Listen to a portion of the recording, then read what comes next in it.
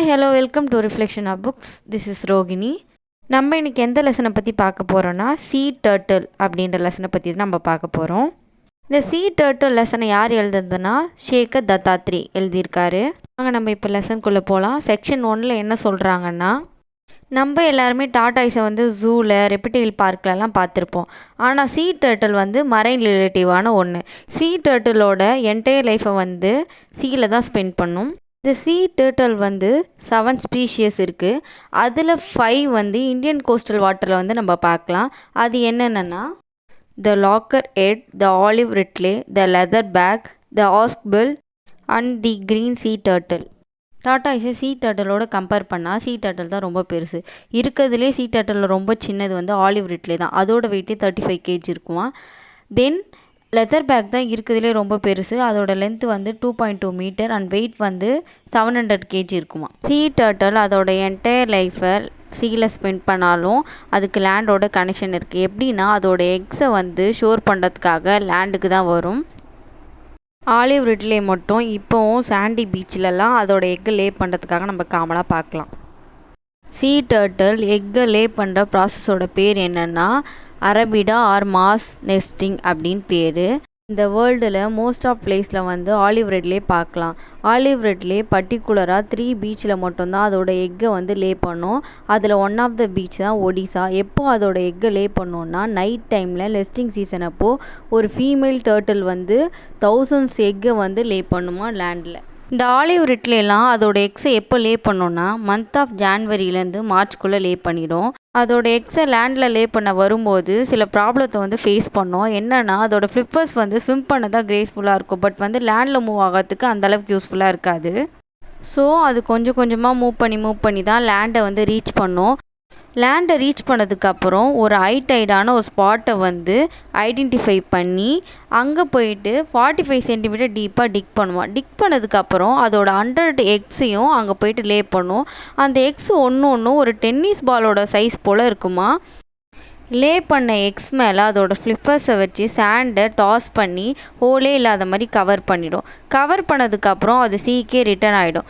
சீக்கு ரிட்டர்ன் ஆனதுக்கப்புறம் அதோட எக்ஸ் எல்லாம் சன்னோட லைட் மூலயமா இன்குபேட் ஆகி டெய்லி க்ரோ ஆக ஸ்டார்ட் ஆகிடும். தென் இந்த லோக்கல் பீப்புள்ஸ்லாம் என்ன பண்ணுவாங்கன்னா அந்த சீ டர்ட்டிலோட ஃபுட் ஸ்டெப்ஸை ட்ராக் பண்ணி அதோட நெஸ்டிங் பிளேஸை ஐடென்டிஃபை பண்ணி அங்கே இருக்க எக்ஸ் எல்லாம் கலெக்ட் பண்ணுவாங்க. எதுக்கு கலெக்ட் பண்ணுவாங்கன்னா சாப்பிட்றதுக்காக. அதுக்கப்புறம் அந்த ஜாக்கல்ஸ், டொமஸ்டிக் டாகு அண்ட் பிக்ஸு இதெல்லாமே அதோட எக்ஸை சாப்பிடுங்களாம். பீப்புள்ஸ் கிட்டேருந்தும் அனிமல்ஸ் கிட்டேருந்தும் தப்பிச்சு வர எக்ஸ் 45லேருந்து 60 டேஸ்க்குள்ளே ஹேட்ச் ஆகும். அந்த ஹேட்ச் ஆகிற leathery eggshells tiny egg tooth மூலயமா கொஞ்சம் கொஞ்சமாக அந்த எக்லேருந்து வெளியே வரும். ஆல்மோஸ்ட் எல்லா எக்ஸுமே ஹேட்ச் ஆக ஒன்றுத்துக்கு ஒன்று புஷ் பண்ணி சர்ஃபேஸ் ஆஃப் த பீச்சில் மேலே வந்துடும். பீச்சுக்கு மேலே வந்தோடனே ஃபாஸ்ட்டாக அந்த சீக்கு மூவ் ஆக ட்ரை பண்ணும். இந்த பிறந்த ஆலிவ்ஸோட வெயிட் 20 grams இருக்குமா. இந்த ஆலிவ்ஸ் சீக்கு மூவ் ஆகிற டைமில் கூட கிராப்ஸுக்கு, சீ பேர்ட்ஸுக்கெல்லாம் உணவாக மாறிடுமா. கிராப்ஸ் கிட்டேருந்தும் சீ பேர்ட்ஸ் கிட்டேருந்தும் தப்பிச்சு சீயை ரீச் ஆன ஆலிவ்ஸ் அங்கே இருக்க நிறைய சீ ப்ரிடேட்டர்ஸ்க்கு உணவாக மாறிடுமா. சயின்டிஸ்ட் என்ன சொல்கிறாங்கன்னா 1000s ஒரே ஒரு ஆலிவ் மட்டும் தான் உயிரோடு இருக்கும்.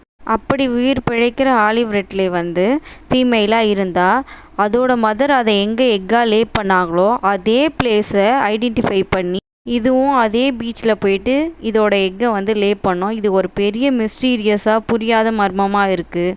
உலகத்தில் பேசப்படுற ஒண்டர்ஃபுல் கிரியேச்சர்ஸில் சீ டர்ட்டிலும் ஒன்றா இருக்குது. இந்த சீ டர்ட்டில்ஸ் நேச்சுரலோட டேஞ்சர்ஸ்லேருந்தும் டிசாஸ்டர்லேருந்தும் மில்லியன்ஸ் இயர்ஸாக வாழ்ந்துட்டுருக்கு. பட் இந்த 10 இயர்ஸாக ஹியூமன்ஸோட ஆக்டிவிட்டீஸால் சீ டர்ட்டிலால் சர்வை பண்ண முடியல. பீப்புள்ஸ் மீட்காக அதை ஹண்ட் பண்ணுறாங்க. அதோட எக்கை கலெக்ட் பண்ணி ஃபுட்டுக்காக யூஸ் பண்ணுறாங்க. தென் இந்த சீ டர்ட்டில் ஆக்சிடென்டலாக மோட்டர் போட்ஸில் மாட்டி இறந்துடுது. பீப்புள்ஸ் வாட்டரை பொல்யூஷன் பண்ணுறதுனால சீ டர்ட்டிலால் சர்வை பண்ண முடியல. சீ டர்ட்டிலால் மட்டும் இல்லை, எந்த கடல்வாழ் உயிரினத்தாலையும் வாழ முடியல. அதுக்கப்புறம் டம்பிங் பிளாஸ்டிக் வாட்டரில் மிக்ஸ் ஆகுறதுனால அது எல்லாமே கடல்வாழ் உயிரினங்கள் சாப்பிட்டு இறந்துடுது.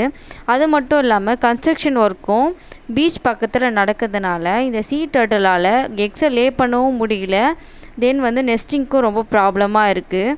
ஸோ இன்னும் கொஞ்ச நாள் இந்த சீ டர்ட்டில் வந்து இந்த உலகத்தில் வாழணும் இருக்கணும் அப்படின்னு நினச்சா இந்த ஹியூமன்ஸோட த்ரெட்டன்ஸ் எல்லாம் கம்மி பண்ணணும். ஹியூமன்ஸோட த்ரெட்டன்ஸ் எல்லாம் கம்மி பண்ணால் இந்த சீ டர்ட்டில் வந்து இன்னும் கொஞ்சம் வருஷம் இந்த உலகத்தில் வந்து வாழும் அப்படின்னு சொல்லிட்டு ஷேகர் தத்தாத்ரி இந்த ஒர்க்கை வந்து முடிக்கிறாரு. தேங்க்யூ ஃபார் வாட்சிங். ஏதாவது டவுட் இருந்தால் கமெண்ட் செக்ஷனில் கமெண்ட் பண்ணுங்கள், நான் கிளியர் பண்ணுறேன்.